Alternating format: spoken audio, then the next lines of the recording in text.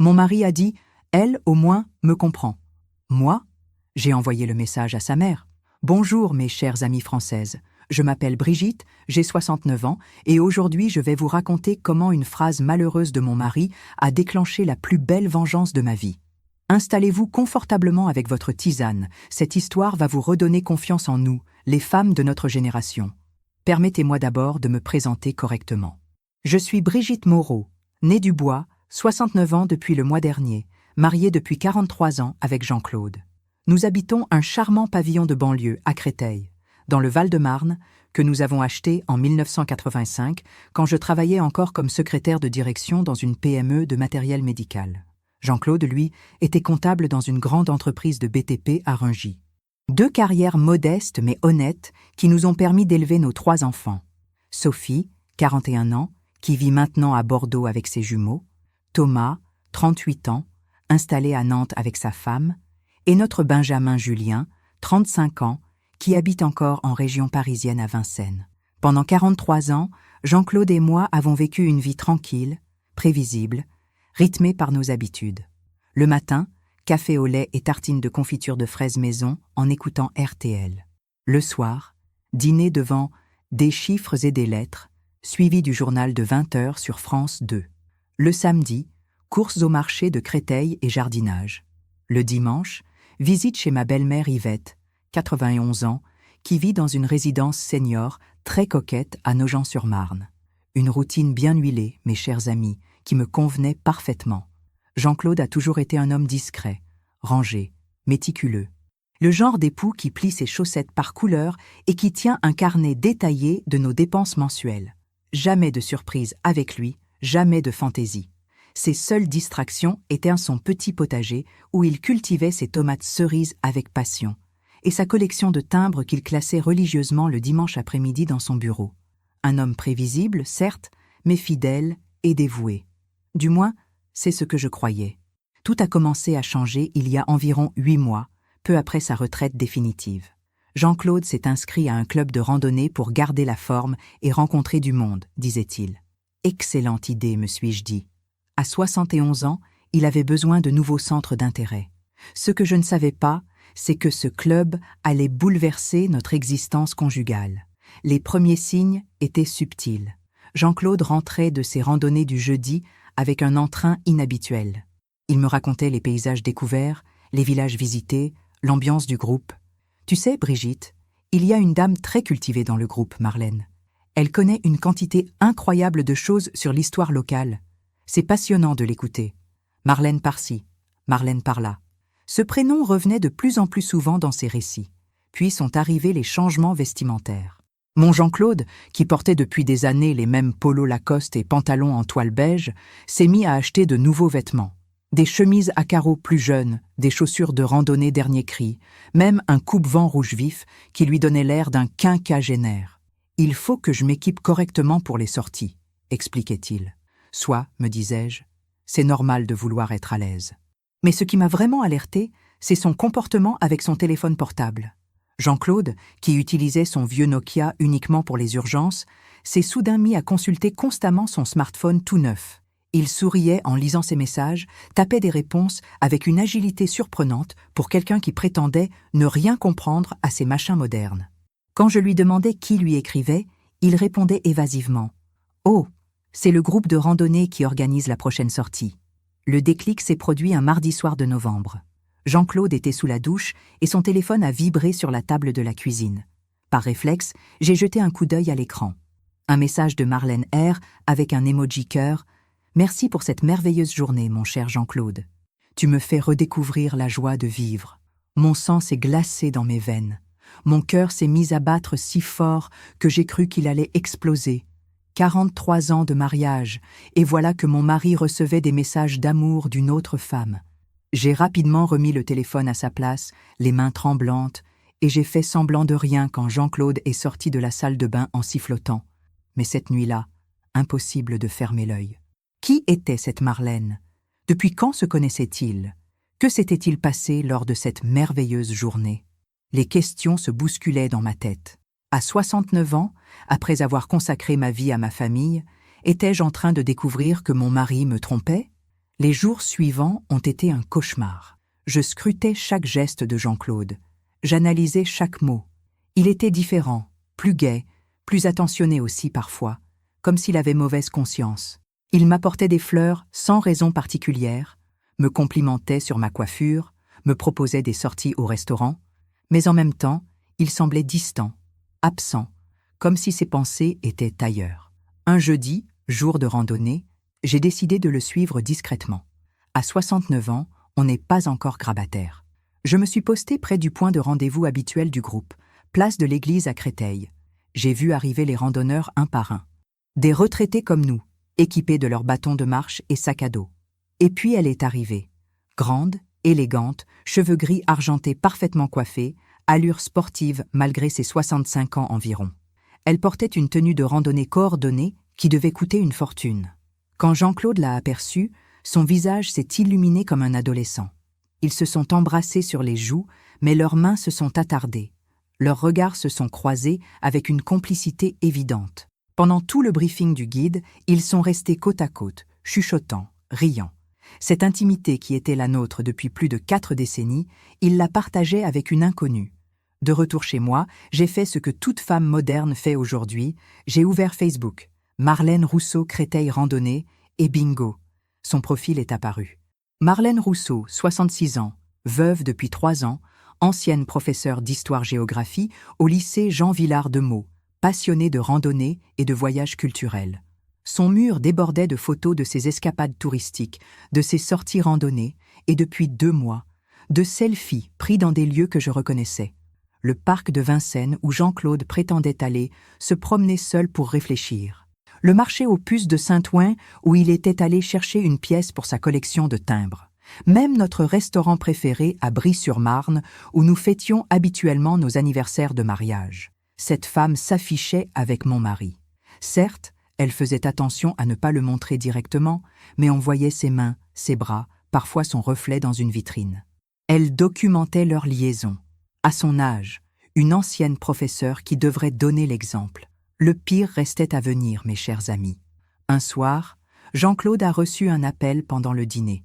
Il a décroché en disant « Allô Marlène » et s'est dirigé vers le jardin pour parler tranquillement. J'ai discrètement entrouvert la porte-fenêtre pour écouter. Ce que j'ai entendu m'a brisé le cœur. Ma chérie, bien sûr que tu me manques aussi. Non, Brigitte ne se doute de rien. Elle est gentille, mais tu sais, après tant d'années, elle ne s'intéresse plus à rien, elle n'a plus de curiosité. Toi, c'est différent. Tu comprends mes passions, mes envies de découverte. Elle, au moins, me comprend vraiment. Ces mots ont résonné dans ma tête comme un coup de massue. Elle, au moins, me comprend. Après 43 ans de mariage, 3 enfants élevés ensemble, une vie entière partagée, j'étais devenue celle qui ne comprend pas. Et cette Marlène, qui connaissait mon mari depuis quelques mois seulement, elle le comprenait mieux que moi. Cette nuit-là, mes chers amis, j'ai beaucoup pleuré dans mon lit conjugal, pendant que Jean-Claude dormait paisiblement à côté de moi, ronflant comme si de rien n'était.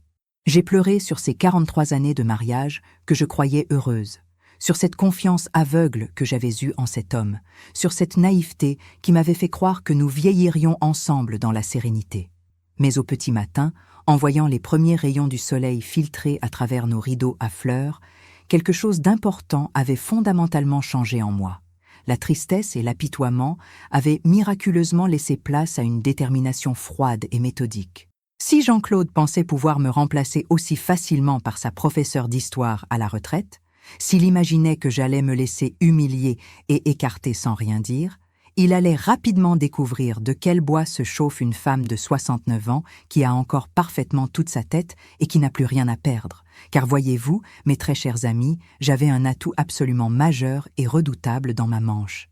Yvette, ma belle-mère, adorée de 91 ans, cette femme, exceptionnelle, qui considère son fils unique comme la prunelle de ses yeux, mais qui me chérit également comme sa propre fille depuis notre mariage en 1981.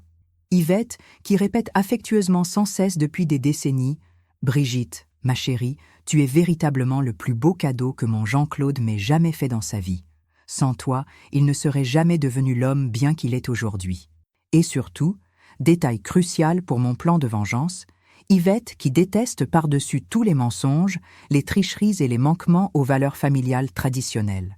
Elle qui nous a élevés moralement, Jean-Claude et moi, dans le respect absolu des engagements pris et de la parole donnée.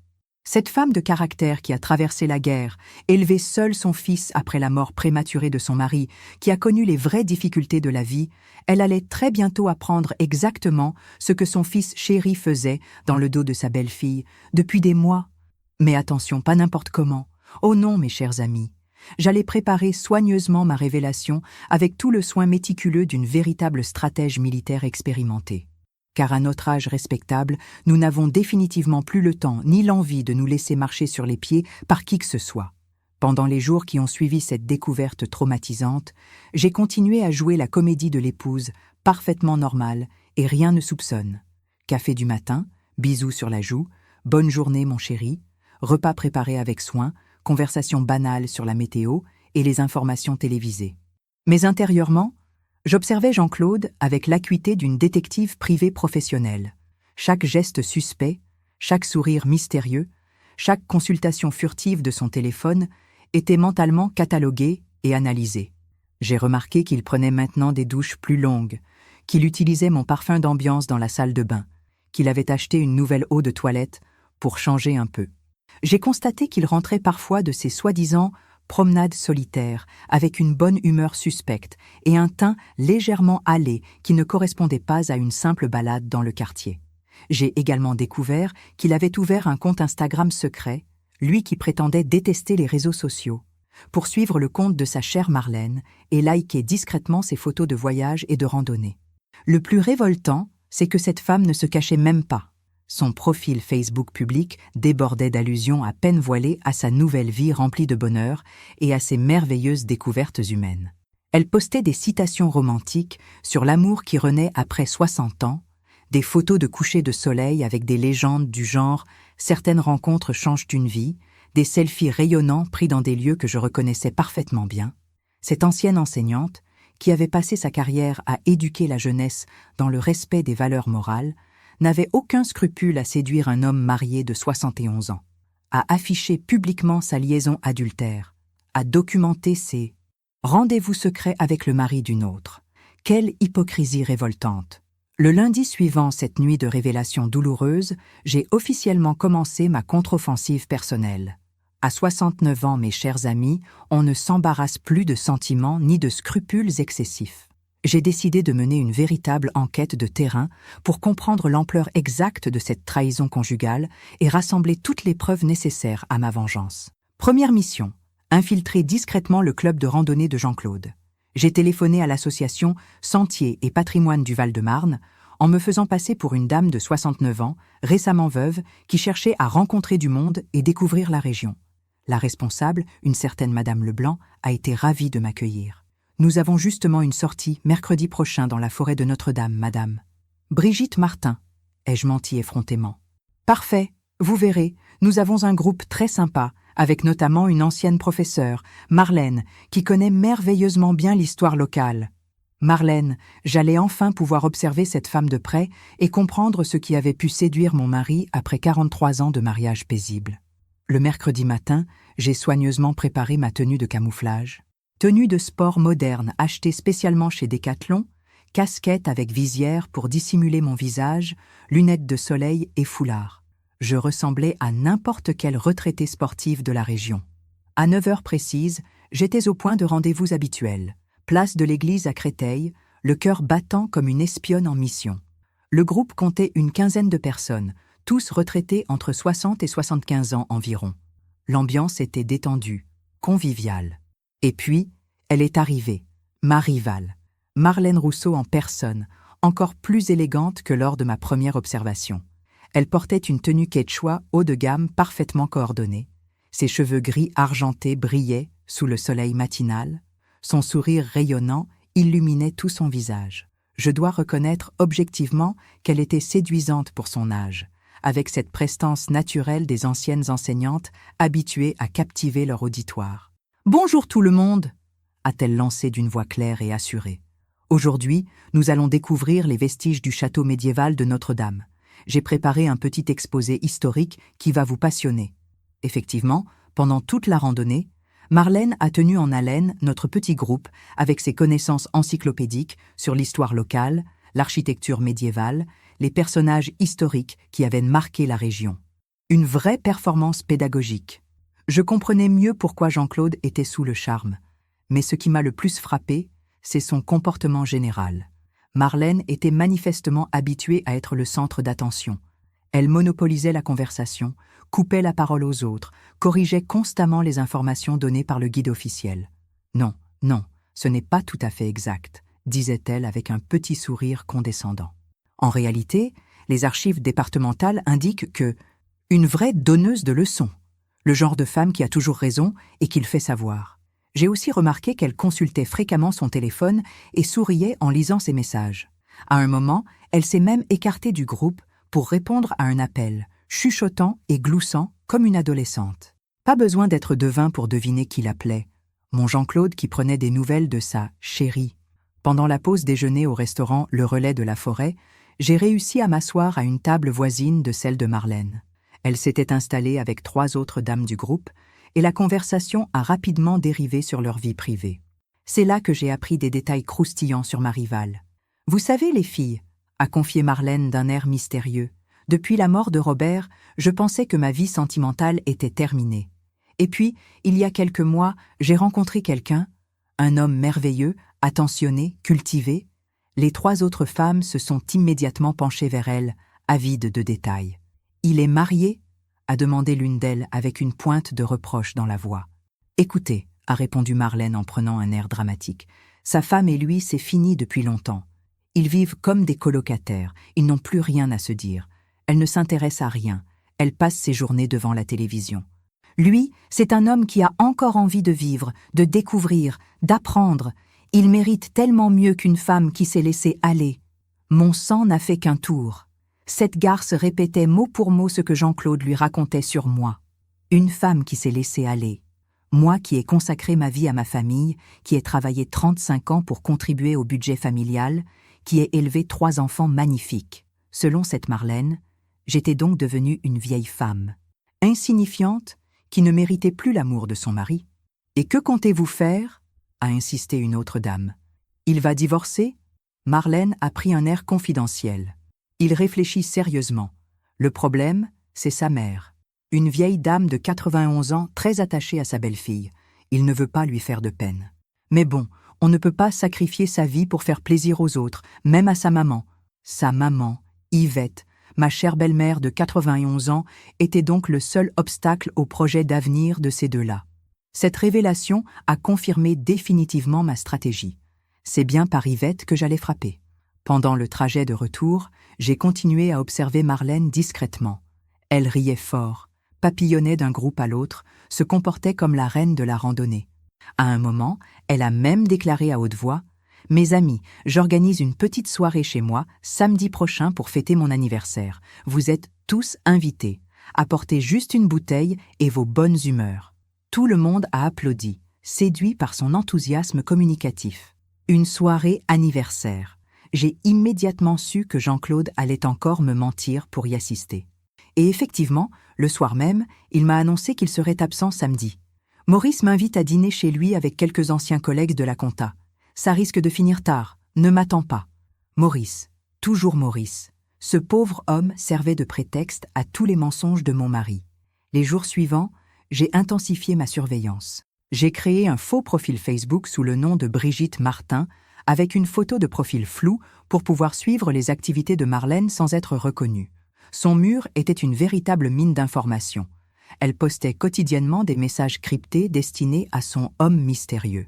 Des phrases comme « Certains regards valent tous les discours. Les plus beaux amours commencent après 60 ans. Quand 2 âmes se rencontrent, l'âge n'a plus d'importance. » J'ai aussi découvert qu'elle organisait régulièrement des randonnées privées le dimanche matin, réservées à quelques privilégiés. Des sorties qui n'apparaissaient nulle part sur le programme officiel du club. Le dimanche où Jean-Claude m'avait dit aller réfléchir seul au bord de la Marne. Marlène avait posté des photos d'un pique-nique improvisé entre amis au bord de la Marne, avec en arrière-plan une silhouette masculine que j'ai immédiatement reconnue. Le plus révoltant, c'est qu'elle se vantait ouvertement de sa conquête. Dans un post particulièrement odieux, elle avait écrit « Il n'y a rien de plus excitant qu'un homme mûr qui redécouvre l'amour grâce à vous. Les jeunes femmes ne savent pas ce qu'elles ratent, comme si séduire un homme marié était un exploit dont il fallait être fier. J'ai également fouillé dans l'historique de l'ordinateur familial que Jean-Claude utilisait parfois. Il avait oublié de supprimer ses recherches Google. Restaurant romantique Créteil, idée cadeau femme 66 ans, week-end amoureux, région parisienne, comment annoncer divorce à sa mère. Cette dernière recherche m'a particulièrement révoltée. Donc, non seulement il planifiait de me quitter, mais en plus il cherchait la meilleure façon d'annoncer la nouvelle à Yvette. J'ai imprimé toutes ces preuves et constitué un dossier complet. Capture d'écran des posts Facebook de Marlène, historique des recherches Google de Jean-Claude, photos de leurs sorties secrètes, messages WhatsApp que j'avais réussi à photographier discrètement. Un véritable arsenal de guerre. Mon plan de bataille était maintenant parfaitement au point. Samedi soir, jour de l'anniversaire de Marlène, Jean-Claude s'est préparé avec un soin particulier. Douche prolongée, eau de toilette, chemise repassée, pantalon neuf. « Tu es bien élégant pour un dîner entre anciens collègues », ai-je fait remarquer innocemment. « Oh, tu sais, Maurice aime recevoir. Je ne veux pas faire tâche », a-t-il répondu en évitant mon regard. Il est parti vers 19h avec un bouquet de fleurs pour la femme de Maurice. Un bouquet de roses rouges, pour une femme qu'il était censé connaître à peine. L'effronterie de cet homme me laissait sans voix. Cette soirée-là, mes chers amis, j'ai pris une décision définitive. Le lendemain, dimanche, jour de notre visite habituelle chez Yvette, je révélerai tout à ma belle-mère. Tout. Les mensonges, la liaison, les projets de divorce, les insultes à mon égard. Cette femme de 91 ans, qui avait traversé la guerre et élevé seule son fils, allait apprendre quel genre d'homme elle avait mis au monde. J'ai passé la soirée à préparer méticuleusement ma présentation. J'ai organisé toutes mes preuves dans l'ordre chronologique, rédigé un résumé écrit de la situation, préparé une lettre personnelle pour Yvette. Je savais que cette révélation allait lui faire beaucoup de peine, mais elle avait le droit de connaître la vérité sur son fils bien-aimé. Quand Jean-Claude est rentré vers minuit, légèrement éméché et le sourire aux lèvres, j'ai fait semblant de dormir. Mais dans l'obscurité de notre chambre, j'ai souri à mon tour. Demain, son petit jeu prendrait fin. Car une chose était certaine. Yvette ne supporterait jamais que son fils trahisse ainsi sa belle-fille qu'elle considère comme sa propre fille. Le dimanche matin fatidique, je me suis levé avec une détermination d'acier. Aujourd'hui, Jean-Claude et sa Marlène allaient comprendre à leurs dépens qu'on ne se moque pas impunément d'une femme de 69 ans qui a encore toute sa tête. Mon dossier de preuves soigneusement préparé dans mon sac à main, je me sentais comme un général partant au combat. Jean-Claude était d'excellente humeur ce matin-là, sifflotant sous la douche, me complimentant sur mon chemisier fleuri. « Tu es très élégante aujourd'hui, ma chérie. Maman va être contente de te voir. » Hypocrite! Il n'imaginait pas une seconde ce qu'il attendait chez sa mère. « J'ai hâte de voir Yvette, » ai-je répondu avec un sourire angélique. « J'ai tant de choses à lui raconter. » Nous sommes arrivés à Nogent-sur-Marne vers 11h, comme tous les dimanches depuis des années. La résidence senior, les jardins de Nogent, était magnifique ce matin-là, avec ses massifs de roses en fleurs et sa façade bourgeoise parfaitement entretenue. Yvette nous attendait dans son salon coquet, élégante dans sa robe bleu marine, ses cheveux blancs impeccablement coiffés par la coiffeuse de la résidence. « Mes chéris !» s'est-elle exclamée en nous voyant arriver. « Jean-Claude, mon fils, tu as l'air en pleine forme. Et toi, ma Brigitte, toujours aussi jolie. » Elle m'a serré dans ses bras avec cette tendresse particulière qu'elle me témoignait depuis notre première rencontre en 1978. Cette femme exceptionnelle avait immédiatement accepté la jeune secrétaire que j'étais, m'avait intégrée à la famille sans la moindre réticence. Nous avons pris notre café dominical habituel en bavardant de choses et d'autres. Jean-Claude racontait ses activités de retirée, son jardinage, ses promenades, que de mensonges dans sa bouche. Yvette l'écoutait avec ce sourire maternel qu'elle avait toujours eu pour son fils unique. « Tu as l'air épanoui depuis ta retraite, mon chéri.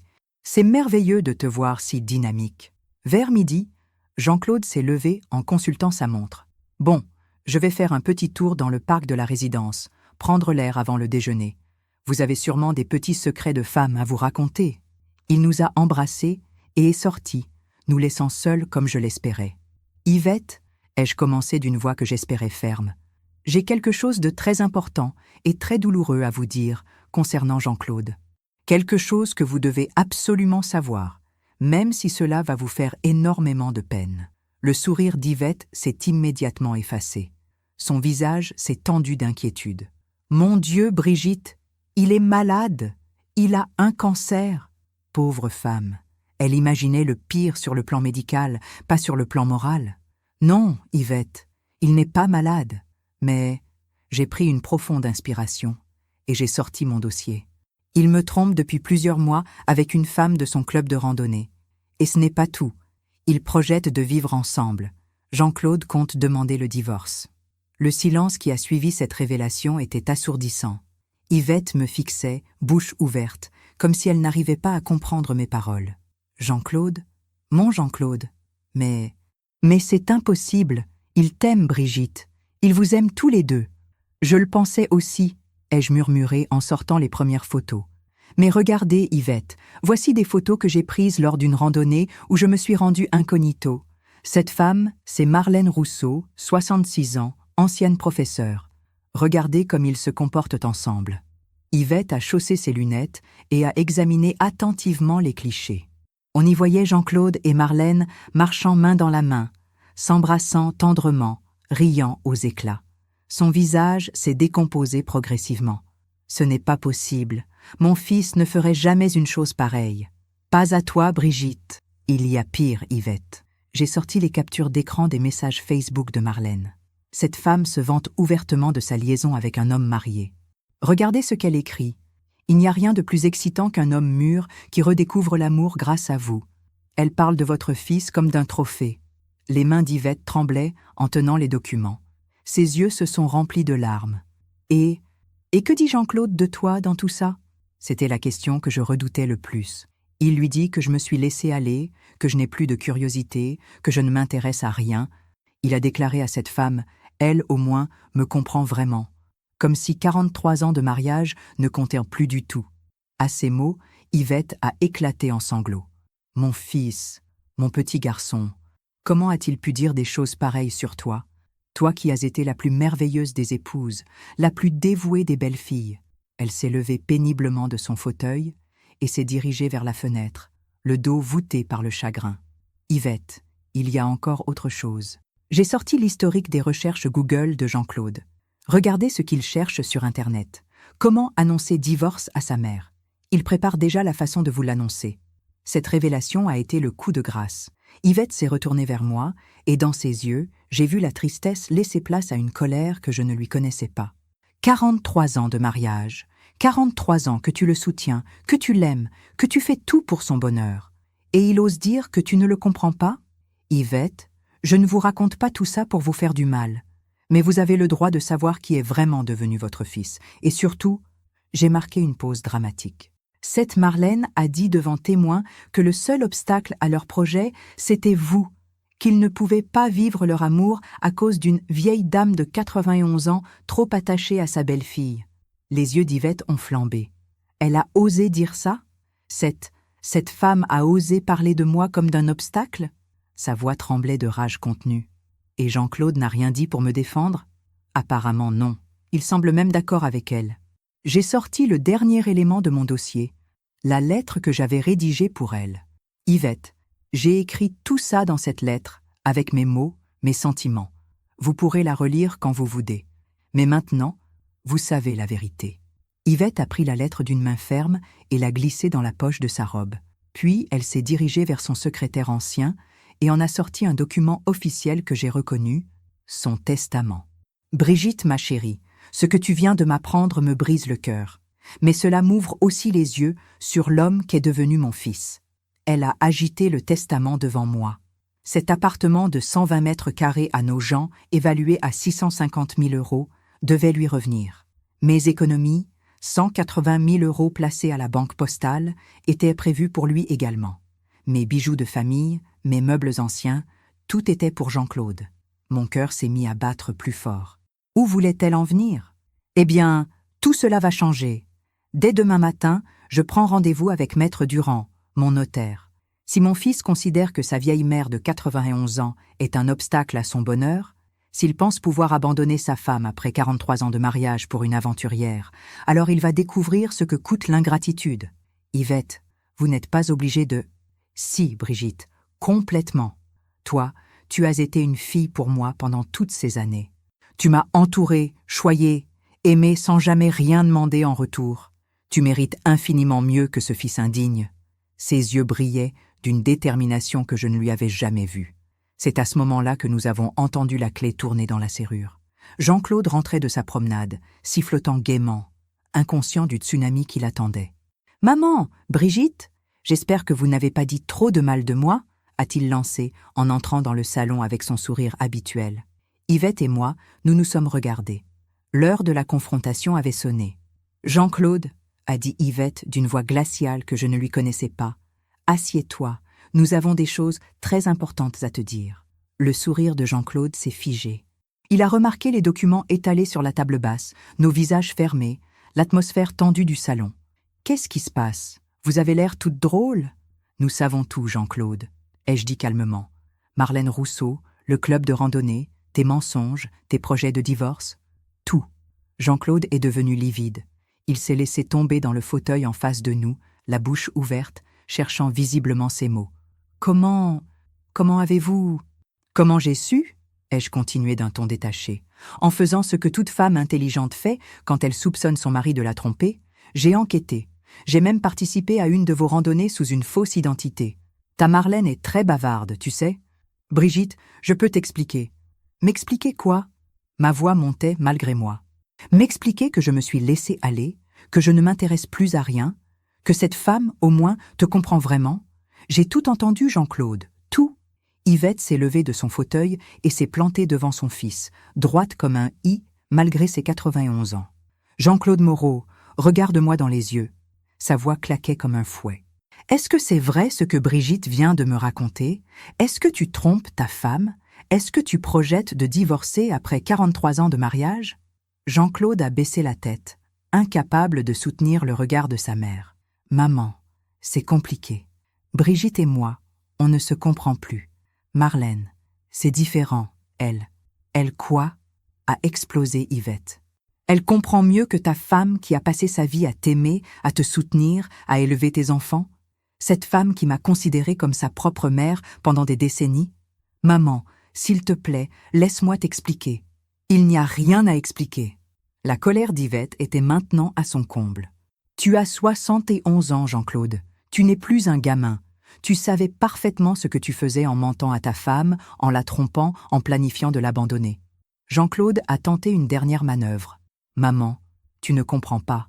À notre âge, on a le droit de chercher le bonheur. La vie est courte. La vie est courte? Yvette s'est rapprochée encore de lui, les yeux flamboyants. Et les 43 années que Brigitte t'a consacrées, elles comptent pour rien? Les 3 enfants qu'elle a mis au monde et élevés, c'est du vent? L'amour qu'elle t'a donné sans compter, tu le balayais d'un revers de main pour une aventurière qui collectionne les hommes mariés? Ce n'est pas une aventurière. Marlène est une femme remarquable, cultivée, intelligente. Et moi, je suis quoi alors? Ai-je demandé d'une voix brisée. Une idiote? Une femme qui ne vaut rien? Jean-Claude a levé les yeux vers moi et j'y ai lu une expression que je n'avais jamais vue, de l'agacement, presque du mépris. Brigitte, soyons honnêtes. Depuis ma retraite, nous n'avons plus rien à nous dire.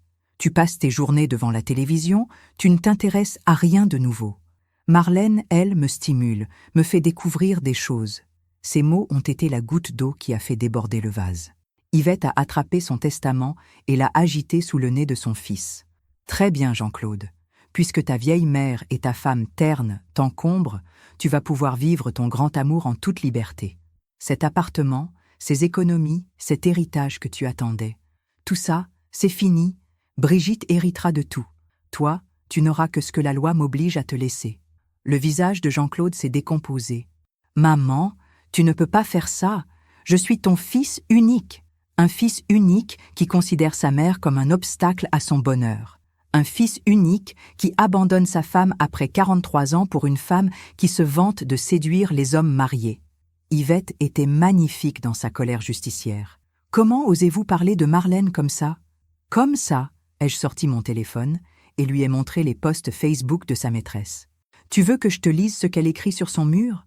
Il n'y a rien de plus excitant qu'un homme mûr qui redécouvre l'amour grâce à vous. Tu es fier d'être exhibé comme un trophée? Jean-Claude a regardé l'écran, et pour la première fois, j'ai vu passer une lueur de doute dans ses yeux. Elle a écrit ça? Elle a écrit bien pire, que nous étions des obstacles à votre bonheur, que ta mère était une vieille dame trop attachée à sa belle-fille, que j'étais une femme qui s'était laissée aller. Tu étais d'accord avec elle, Jean-Claude? Le silence qui a suivi était pesant. Jean-Claude semblait découvrir sa Marlène sous un autre jour. Yvette en a profité pour porter l'estocade finale. Mon fils, si c'est ça l'amour de ta vie, si c'est pour cette femme que tu es prêt à tout sacrifier, alors file avec elle. Mais ne compte plus sur moi pour financer tes folies, et ne compte plus sur Brigitte pour ramasser les morceaux quand cette femme t'aura quitté pour un autre. La suite, mes chers amis, a été encore plus savoureuse que je ne l'espérais. Jean-Claude était maintenant complètement décomposé, assis dans le fauteuil de sa mère comme un enfant pris en faute. Il regardait alternativement Yvette et moi, cherchant visiblement ses mots, une excuse, une justification à sa conduite, mais face à l'avalanche de preuves que je lui avais présentées et à la colère froide de sa mère, il ne trouvait plus rien à dire. « Maman », a-t-il fini par murmurer d'une voix à peine audible, « je ne pensais pas que tu le prendrais si mal. Brigitte et moi, nous ne sommes plus heureux ensemble depuis longtemps. »« Nous ne sommes plus heureux ?» ai-je explosé. « Parle pour toi. Moi, j'étais parfaitement heureuse dans notre routine. J'aimais nos petites habitudes, nos dimanches chez ta mère, nos soirées tranquilles. C'est toi qui as décidé, du jour au lendemain, que tout cela ne te suffisait plus. » Yvette s'est rassise lourdement dans son fauteuil, soudain très fatiguée par cette confrontation. « Jean-Claude, mon fils, regarde ce que tu as fait. Tu as détruit 43 ans de bonheur conjugal, pourquoi? Pour les beaux yeux d'une femme que tu connais depuis quelques mois? Une femme qui se moque ouvertement de ta famille? Marlène ne se moque pas. Ah non? J'ai ressorti mon téléphone. Tu veux que je te lise ces autres posts? Les épouses de certains hommes feraient mieux de se regarder dans un miroir avant de critiquer les autres femmes. C'est de moi qu'elle parle, Jean-Claude. De ta femme? Et tu trouves ça normal? Pour la première fois depuis le début de la confrontation, j'ai vu Jean-Claude vaciller vraiment. Il a pris le téléphone, a lu les messages de Marlène et son visage s'est assombri progressivement. Elle a vraiment écrit tout ça? Tout ça et bien plus encore. Elle documente votre liaison sur les réseaux sociaux. Elle s'affiche avec toi dans tous les lieux où vous allez. Elle n'a aucune discrétion, aucun respect pour notre famille. Yvette a observé son fils pendant qu'il découvrait le vrai visage de sa maîtresse. « Jean-Claude, cette femme te manipule. Elle collectionne les hommes mariés, c'est son passe-temps. Regarde son profil Facebook. Depuis son veuvage, elle a eu au moins 3 relations avec des hommes mariés. Tu n'es qu'un numéro de plus sur sa liste. » Cette révélation a achevé de déstabiliser Jean-Claude. « Comment tu sais ça? »« Parce que j'ai mené l'enquête, mon chéri, » ai-je répondu avec un sourire sarcastique. Marlène Rousseau n'est pas très discrète sur ses conquêtes passées. Ses anciennes amies du club de randonnée se souviennent très bien de Pierre, le dentiste marié qu'elle a séduit en 2021, et de Michel, le pharmacien, en 2022. Tu croyais être le grand amour de sa vie? Jean-Claude était maintenant livide. Tu mens. Marlène m'a dit qu'elle n'avait eu personne depuis la mort de son mari.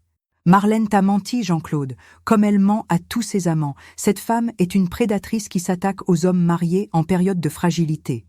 J'ai sorti une dernière photo de mon dossier. Regarde ça, c'est elle avec Pierre, le dentiste, au même restaurant où elle t'emmène. La même mise en scène, les mêmes sourires, les mêmes gestes tendres. Tu n'es qu'un clone de ses amants précédents. Le silence qui a suivi était assourdissant. Jean-Claude fixait la photo, et je voyais bien qu'il reconnaissait le restaurant, la pose, même le sourire de Marlène. Exactement les mêmes que lors de leur rendez-vous. Yvette s'est levée et s'est dirigée vers son fils. « Mon chéri, tu as 71 ans. Tu n'es plus un gamin naïf. Comment as-tu pu tomber dans le panneau d'une femme pareille? » Elle me faisait me sentir jeune, important.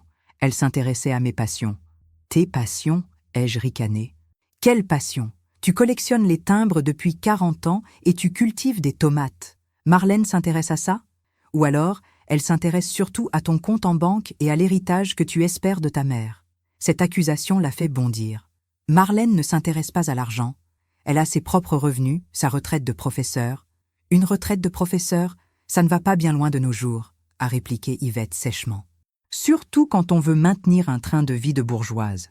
Ces tenues de randonnée haut de gamme, ces voyages, ces restaurants, tout ça coûte cher. Et devinez qui finance en partie ces petits plaisirs depuis quelques mois? Jean-Claude a baissé la tête. Il ne pouvait plus nier l'évidence. Il avait effectivement financé plusieurs sorties de sa maîtresse sous prétexte de partager les frais du groupe. « Jean-Claude, ai-je repris d'une voix plus douce, tu réalises ce que tu as failli perdre? Ta famille, tes enfants, l'amour de ta mère, 43 ans de vie commune, pour une femme qui te considère comme un portefeuille sur pattes ?»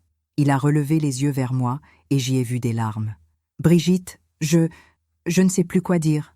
J'ai été stupide. »« Stupide, c'est le mot, » a confirmé Yvette. « Mais la question maintenant, c'est qu'est-ce que tu comptes faire? Tu continues avec cette femme en assumant les conséquences ou tu reviens à la raison ?» Jean-Claude s'est pris la tête dans les mains. « Je ne sais plus. J'ai l'impression d'avoir tout gâché. Comment j'ai pu être aussi aveugle? L'important, ce n'est pas comment tu as pu tomber dans le piège, mais comment tu vas t'en sortir, » ai-je dit fermement. Moi, Jean-Claude, je veux bien oublier cette histoire. Nous avons 43 ans de vie commune, 3 enfants magnifiques, une belle histoire d'amour. Je ne vais pas tout jeter aux orties pour les caprices d'un homme de 71 ans en crise de la soixantaine. Yvette a approuvé vigoureusement. Brigitte a raison, mon fils. Elle te donne une chance de racheter tes erreurs. Beaucoup de femmes n'auraient pas cette générosité. Mais j'ai des conditions, ai-je ajouté d'un ton ferme. Primo, tu coupes immédiatement tout contact avec cette Marlène. Plus de clubs de randonnée, plus de messages, plus de sorties. Terminé. Secondo. Nous commençons une thérapie de couple pour comprendre ce qui a dérapé dans notre relation. Tertio. Tu me rembourses tout l'argent que tu as dépensé pour cette femme. Et enfin, tu présentes des excuses officielles à ta mère pour l'avoir considérée comme un obstacle à ton bonheur. Jean-Claude a regardé sa mère, puis moi. Et si j'accepte toutes tes conditions, tu me pardonnes vraiment? Je te pardonne, Jean-Claude. Mais je n'oublie pas. Il te faudra du temps pour regagner ma confiance. Et celle de ta mère aussi. Yvette s'est approchée de son fils et lui a pris les mains. Mon chéri, si tu acceptes les conditions de Brigitte, si tu reprends le droit chemin, alors je n'irai pas chez le notaire demain. Ton héritage restera intact. Mais à une condition, que tu traites Brigitte avec le respect qu'elle mérite. Cette femme t'a donné les plus belles années de sa vie. Elle a élevé tes enfants, elle m'a aimé comme sa propre mère. Elle mérite d'être chérie, pas négligée.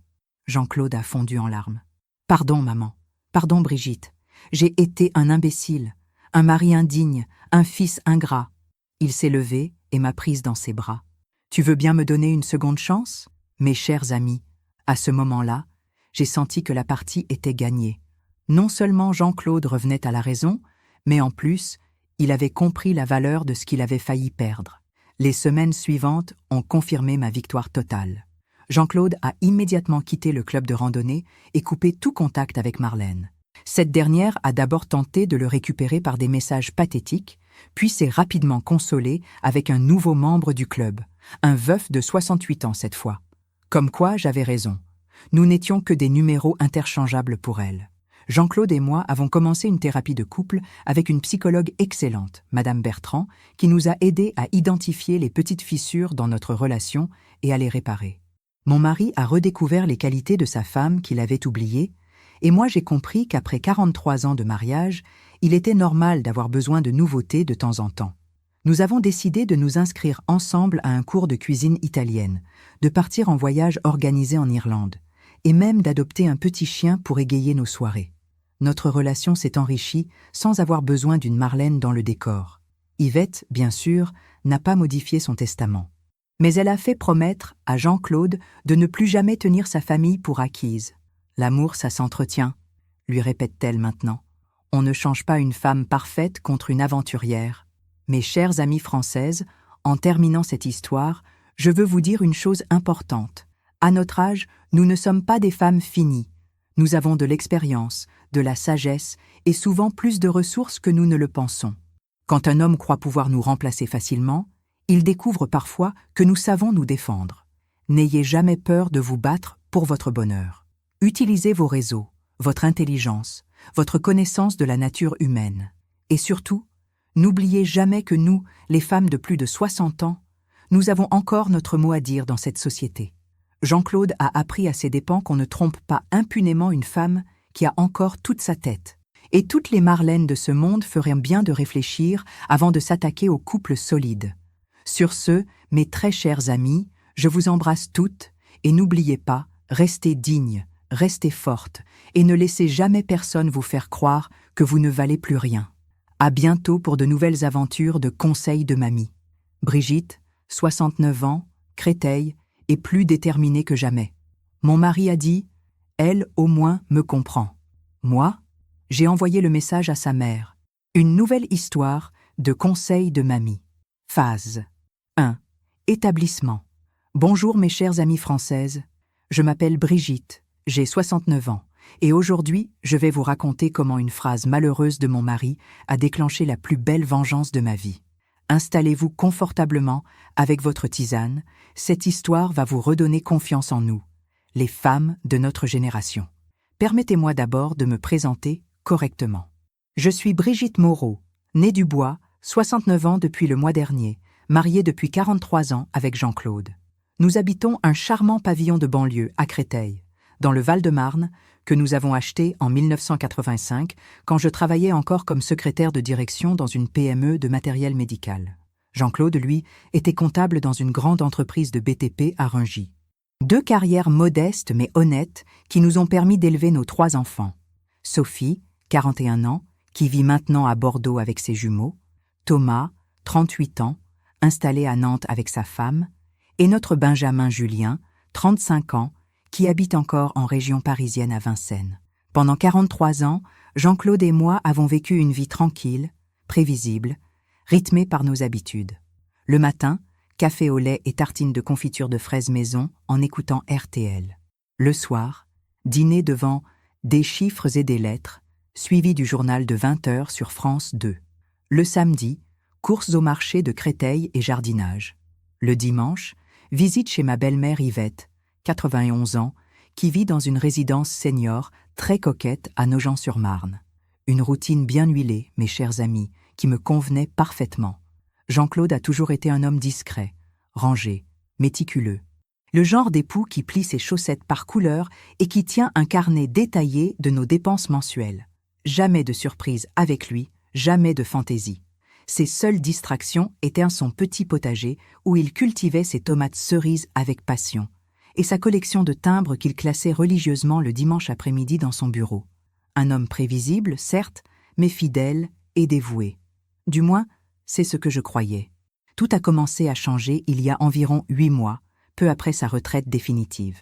Jean-Claude s'est inscrit à un club de randonnée pour garder la forme et rencontrer du monde, disait-il. Excellente idée, me suis-je dit. À 71 ans, il avait besoin de nouveaux centres d'intérêt. Ce que je ne savais pas, c'est que ce club allait bouleverser notre existence conjugale. Les premiers signes étaient subtils. Jean-Claude rentrait de ses randonnées du jeudi avec un entrain inhabituel. Il me racontait les paysages découverts, les villages visités, l'ambiance du groupe. Tu sais, Brigitte, il y a une dame très cultivée dans le groupe, Marlène. Elle connaît une quantité incroyable de choses sur l'histoire locale. C'est passionnant de l'écouter. Marlène par-ci, Marlène par-là. Ce prénom revenait de plus en plus souvent dans ses récits. Puis sont arrivés les changements vestimentaires.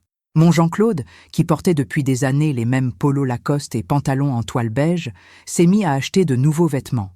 Des chemises à carreaux plus jeunes, des chaussures de randonnée dernier cri, même un coupe-vent rouge vif qui lui donnait l'air d'un quinquagénaire. « Il faut que je m'équipe correctement pour les sorties », expliquait-il. Soit, me disais-je, c'est normal de vouloir être à l'aise. Mais ce qui m'a vraiment alerté, c'est son comportement avec son téléphone portable. Jean-Claude, qui utilisait son vieux Nokia uniquement pour les urgences, s'est soudain mis à consulter constamment son smartphone tout neuf. Il souriait en lisant ses messages, tapait des réponses avec une agilité surprenante pour quelqu'un qui prétendait ne rien comprendre à ces machins modernes. Quand je lui demandais qui lui écrivait, il répondait évasivement. « Oh, c'est le groupe de randonnée qui organise la prochaine sortie. » Le déclic s'est produit un mardi soir de novembre. Jean-Claude était sous la douche et son téléphone a vibré sur la table de la cuisine. Par réflexe, j'ai jeté un coup d'œil à l'écran. Un message de Marlène R avec un emoji cœur. « Merci pour cette merveilleuse journée, mon cher Jean-Claude. Tu me fais redécouvrir la joie de vivre. Mon sang s'est glacé dans mes veines. Mon cœur s'est mis à battre si fort que j'ai cru qu'il allait exploser. 43 ans de mariage, et voilà que mon mari recevait des messages d'amour d'une autre femme. J'ai rapidement remis le téléphone à sa place, les mains tremblantes, et j'ai fait semblant de rien quand Jean-Claude est sorti de la salle de bain en sifflotant. Mais cette nuit-là, impossible de fermer l'œil. Qui était cette Marlène? Depuis quand se connaissait-il? Que s'était-il passé lors de cette merveilleuse journée? Les questions se bousculaient dans ma tête. À 69 ans, après avoir consacré ma vie à ma famille, étais-je en train de découvrir que mon mari me trompait? Les jours suivants ont été un cauchemar. Je scrutais chaque geste de Jean-Claude. J'analysais chaque mot. Il était différent, plus gai, plus attentionné aussi parfois, comme s'il avait mauvaise conscience. Il m'apportait des fleurs sans raison particulière, me complimentait sur ma coiffure, me proposait des sorties au restaurant, mais en même temps, il semblait distant, absent, comme si ses pensées étaient ailleurs. Un jeudi, jour de randonnée, j'ai décidé de le suivre discrètement. À 69 ans, on n'est pas encore grabataire. Je me suis posté près du point de rendez-vous habituel du groupe, place de l'église à Créteil. J'ai vu arriver les randonneurs un par un. Des retraités comme nous, équipés de leurs bâtons de marche et sacs à dos. Et puis elle est arrivée.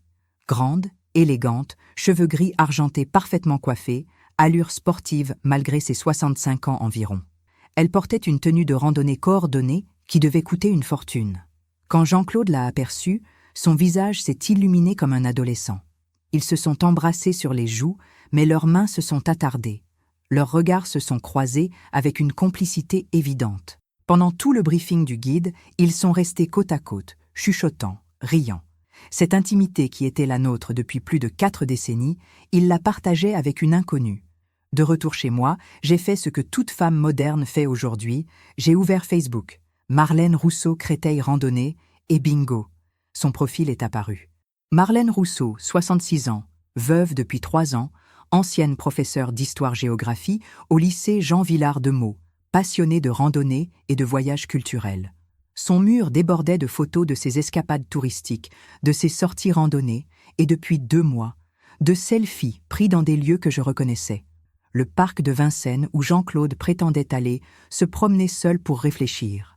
Le marché aux puces de Saint-Ouen où il était allé chercher une pièce pour sa collection de timbres.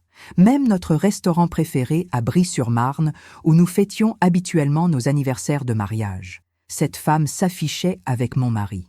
Certes, elle faisait attention à ne pas le montrer directement, mais on voyait ses mains, ses bras, parfois son reflet dans une vitrine. Elle documentait leur liaison. À son âge, une ancienne professeure qui devrait donner l'exemple. Le pire restait à venir, mes chers amis. Un soir, Jean-Claude a reçu un appel pendant le dîner. Il a décroché en disant « Allô Marlène » et s'est dirigé vers le jardin pour parler tranquillement. J'ai discrètement entrouvert la porte-fenêtre pour écouter. Ce que j'ai entendu m'a brisé le cœur. Ma chérie, bien sûr que tu me manques aussi. Non, Brigitte ne se doute de rien. Elle est gentille, mais tu sais, après tant d'années, elle ne s'intéresse plus à rien, elle n'a plus de curiosité. Toi, c'est différent. Tu comprends mes passions, mes envies de découverte. Elle, au moins, me comprend vraiment. Ces mots ont résonné dans ma tête comme un coup de massue. Elle, au moins, me comprend. Après 43 ans de mariage, 3 enfants élevés ensemble, une vie entière partagée, j'étais devenue celle qui ne comprend pas. Et cette Marlène, qui connaissait mon mari depuis quelques mois seulement, elle le comprenait mieux que moi. Cette nuit-là, mes chers amis, j'ai beaucoup pleuré dans mon lit conjugal, pendant que Jean-Claude dormait paisiblement à côté de moi, ronflant comme si de rien n'était. J'ai pleuré sur ces 43 années de mariage que je croyais heureuses, sur cette confiance aveugle que j'avais eue en cet homme, sur cette naïveté qui m'avait fait croire que nous vieillirions ensemble dans la sérénité.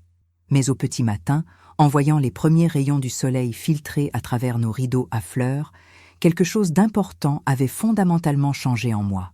La tristesse et l'apitoiement avaient miraculeusement laissé place à une détermination froide et méthodique. Si Jean-Claude pensait pouvoir me remplacer aussi facilement par sa professeure d'histoire à la retraite, s'il imaginait que j'allais me laisser humilier et écarter sans rien dire, il allait rapidement découvrir de quel bois se chauffe une femme de 69 ans qui a encore parfaitement toute sa tête et qui n'a plus rien à perdre. Car voyez-vous, mes très chers amis, j'avais un atout absolument majeur et redoutable dans ma manche. Yvette, ma belle-mère adorée de 91 ans, cette femme exceptionnelle, qui considère son fils unique comme la prunelle de ses yeux, mais qui me chérit également comme sa propre fille depuis notre mariage en 1981.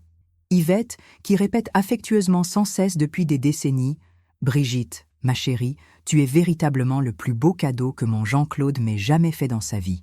Sans toi, il ne serait jamais devenu l'homme bien qu'il est aujourd'hui. » Et surtout, détail crucial pour mon plan de vengeance, Yvette qui déteste par-dessus tous les mensonges, les tricheries et les manquements aux valeurs familiales traditionnelles. Elle qui nous a élevés moralement, Jean-Claude et moi, dans le respect absolu des engagements pris et de la parole donnée. Cette femme de caractère qui a traversé la guerre, élevé seule son fils après la mort prématurée de son mari, qui a connu les vraies difficultés de la vie, elle allait très bientôt apprendre exactement ce que son fils chéri faisait dans le dos de sa belle-fille, depuis des mois. Mais attention, pas n'importe comment. Oh non, mes chers amis. J'allais préparer soigneusement ma révélation avec tout le soin méticuleux d'une véritable stratège militaire expérimentée. Car à notre âge respectable, nous n'avons définitivement plus le temps ni l'envie de nous laisser marcher sur les pieds par qui que ce soit. Pendant les jours qui ont suivi cette découverte traumatisante, j'ai continué à jouer la comédie de l'épouse parfaitement normale et rien ne soupçonne.